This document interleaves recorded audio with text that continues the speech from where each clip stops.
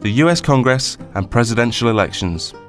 Voting, the people's chance to decide who they want to run their country and represent their interests. But how does it work in the United States of America? Across the pond, voting is quite different. Like the UK Parliament, the United States Congress has two houses, the House of Representatives and the Senate. Unlike the UK, there are public elections for both houses, and a third separate election is held to choose a president. In the US, the president is both the head of state and the head of government.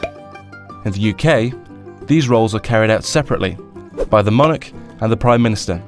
The House of Representatives in the US Congress is designed to give a voice to the people of every local voting region of America. Members of the House of Representatives stand for re-election every 2 years. Each state is split into districts, and each district votes for one representative. The number of districts depends on the population of each state. For example, California, the most populous state, is split into 53 districts, so has 53 representatives. But Alaska, which is huge but has a really small population, only has one district and therefore only one representative in the House. Like the UK House of Commons, the election system is first past the post, so the candidate with the most votes in each district wins a seat in the House of Representatives. The party that wins a majority of seats in the House takes control. The ideal situation for a president is that the House is controlled by their own party. However, with elections held every 2 years, there's always a midterm election in the middle of a president's time in office. If the public thinks that the president's not doing a great job, they can vote in more members of the opposition party, making it more difficult for the president to pass laws.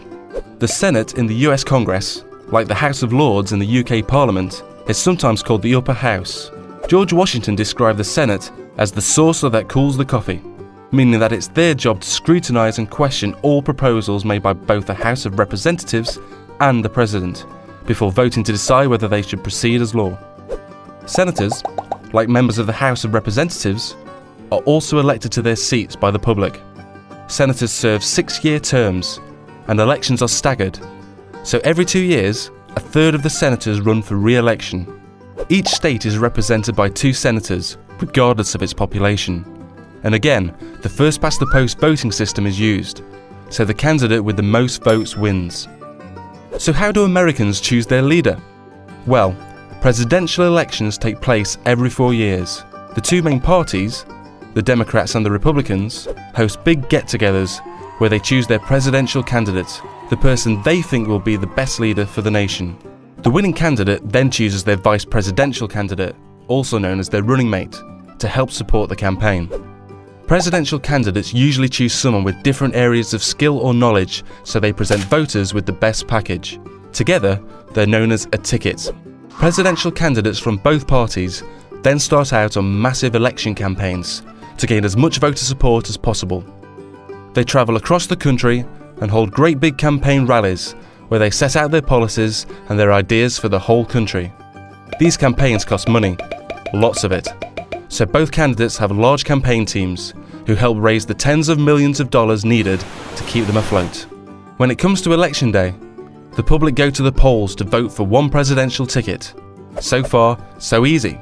However, the public don't vote directly for their choice of president. Instead, a system called the Electoral College is used. Each state is allocated a number of electors that will make the final choice.